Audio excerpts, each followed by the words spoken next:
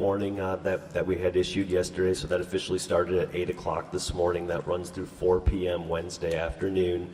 We are starting to see the northeast winds pick up right now along the eastern flank of the fire up near Mount St. Helena. We're starting to get reports of 30 and 40 mile an hour winds up there. So even though the winds are not down at the lower elevations, the forecast is on track. What that means is a challenging afternoon and evening of strong, dry, offshore winds that will impact the fire area. So we're in this critical, really 24-hour window. We're hopeful that the winds will ease off after midnight tonight, but tomorrow the humidities remain incredibly dry for the region on the order of 5 to 15%. The good news is after we get through this wind event, things do look favorable for the next 5 to 7 days, where we'll get into a more tranquil weather pattern. No rain in the forecast, but also no more offshore wind events. Thank you. Speaking next about fire behavior is our Plan Section Chief Adam Mitchell.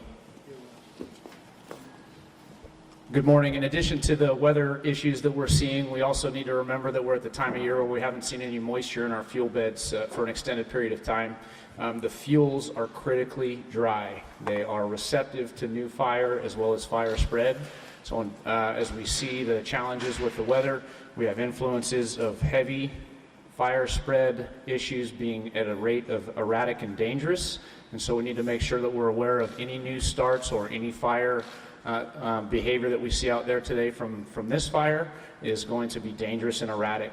Finally, with the winds that we're going to see, we have the trees and the things that are going to be stressed from fire being in them are going to be weakened, and they are available to be broken off in the high winds that could impact routes of travel or any areas where firefighters are working.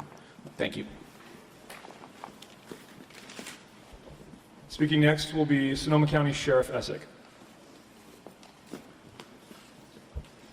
Good morning. We have some good news for you overnight from the Sheriff's Office evacuation perspective. It was a quiet night as far as activity. We had no arrests to report, no major incidents to report. Our deputies and our law enforcement partners are out in the field. They're patrolling heavily. They are contacting people to check on them, make sure that they are in areas appropriately.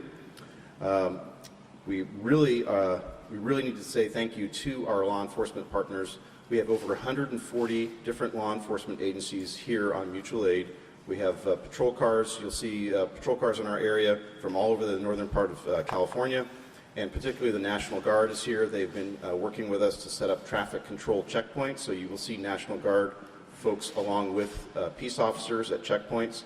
They're doing an amazing job of protecting neighborhoods, keeping people out, and we will continue to be vigilant for people who are entering evacuation zones against orders, and we will continue to be very vigilant for people who are engaged in looting, and we will not tolerate that. Today's going to be a conscious day with the winds. We've been getting a lot of questions about repopulation, how people can get back to their homes. There's a lot of anxiety and anxiousness there. We are going to work with CAL FIRE and look at these weather forecasts and these fire forecasts. Today's probably not going to be a good day to talk about repopulation as far as good news. We're going to have to kind of wait and see how the winds behave, how the fire behaves, before we can talk about repopulation. So although many people are anxious to get back, today is probably going to be a day that we pause consideration of repopulation. Please continue to follow us on Nixle and other social media platforms. Please monitor KSRO radio and KZST. Those are two local radio stations who are providing up-to-the-minute continuous coverage. So if we have breaking news about repopulation or any other evacuation areas or any evacuation concerns, you will hear it there probably first. Thank you for continuing to be patient with us. We understand people want to get back to their neighborhoods. We need your patience. The danger has not passed yet, and we continue to monitor the situation. Thank you. Speaking next from the California Highway Patrol is Captain Wolf. Good morning, everyone. Captain Aristotle Wolf with California Highway Patrol. I'm your local CHP commander. The California Highway Patrol continues to be at maximum staffing, both locally and with resources from all over the Bay Area. We have helped the Sheriff and CAL FIRE in their efforts for containment along with repopulation. In doing so, we have been very appreciative of the patience and the understanding that the community has shown. There are areas that are denied access, and with repopulation, there will be areas that may not seem logical to you. Those are based on sound decision-making. No one takes that lightly. I will say that just because there's a fire, we do maintain robust, normal operations, so your safety is ensured on the roadway. And with that, I will add, please don't add to the problem. Just on the way here today, on my way to an operations briefing before this conference, I made a stop on a gentleman who had thrown a cigarette butt on the freeway traveling through Petaluma. This is no time to add to the problem. Please help us subtract from it. Please work with us and show the rest of the world just how strong Sonoma County is. Thank you. And our final formal speaker representing the Sonoma County Board of Supervisors is Supervisor Rabbit.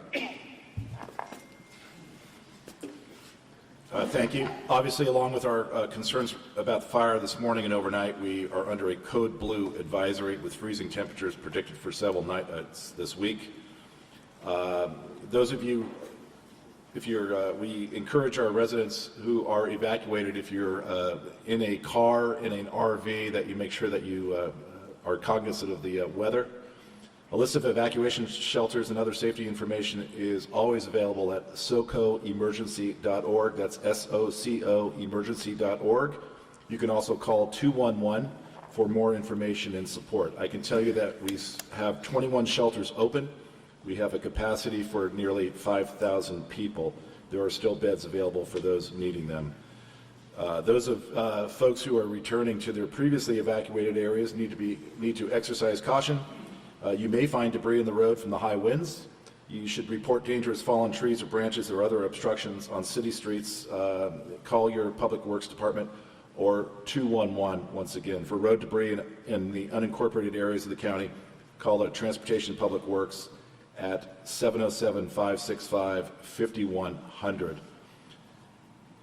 When you do return home, make sure that you exercise caution there as well. Make sure that you look at the food in your refrigerator, throw out what's spoiled. This is also a time of year where illnesses can go around pretty quickly. We also have instances of locations within the county that are out of gas, or the gas is not hooked up. And again, with the cold weather, we urge caution there as well. Take care of each other. Can't stress this enough. Check on your neighbors. Offer support to those who need it. We'll recover from this event, and we'll do it the best if we could do it together. And as always, I want to reiterate my thanks to all the first responders and our colleagues from across the state who have come here to help us with this event, and also thank our state and federal partnerships. It's been nothing short of spectacular. Thank you. So just to summarize the plan for the day, we have over 4,500 firefighters out there right now. The priority is really building containment line and defending structures. The best way to put the next 12 hours is a transition from an onshore flow to an offshore flow that is going to test our western flanks. Basically that 101 corridor is going to be tested with this next wind event. We ask for everybody's patience on the repopulation. We need to get through the wind that's anticipated tonight. As you can imagine, that is our priority once the wind subsides. With that, happy to answer any questions for any of the individuals up here. There's some news reports this morning that there was a fire burning on the Lake County side. Could you clarify that, please? Yeah, so the question was, there was a rumor about a fire burning in Lake County on the Lake County side. With that onshore flow we had yesterday, with the wind pushing from west to east, it was essentially pushing towards Lake County. There was I believe, a spot fire towards that direction on the eastern flank that was active yesterday and grew overnight. As a result of that, you remember yesterday afternoon, evacuation warnings went into place for Lake County, and that was a result of that fire activity. Do you have an idea of how far north and south of the 101 corridor is going to be affected here? We talked about the western flank being tested.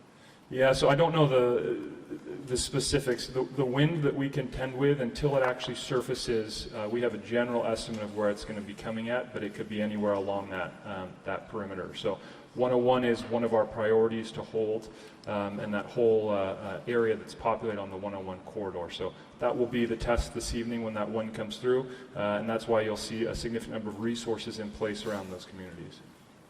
Do you have a timeline for people who are evacuation warning, as far as when you might make some decisions? Do you have a meeting scheduled today when you're going to be talking about it? Sheriff, would you like to answer that?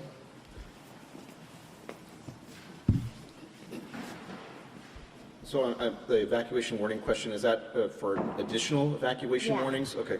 So we're going to be continuously monitoring the situation today. As winds come up and as fire behavior changes, we're going to continuously evaluate what areas could possibly be affected, where the danger lies, and we will get updates out immediately. We are embedded with CAL FIRE. We have Sheriff's Office personnel in the room making decisions with the weather folks and the fire predictors. So we have a good handle on what the current intel is, and we will get that information out as soon as we think that there's a risk to the public. We will extend evacuation areas if necessary. So nothing imminent, but have your bag packed? Nothing is imminent right now, but I think anybody who lives in Sonoma County right now should be considering what they would do if a warning came or an evacuation order came. So I would encourage everyone to be prepared to go at a moment's notice if things change. Lake County too? Lake County as well. I've been in touch with Sheriff Martin and Sheriff Robertson from Napa County. Folks over there are prepared as well. They're getting direction from their local authorities. But yes, this area is, everybody in this area right now should certainly be vigilant and have their alert up.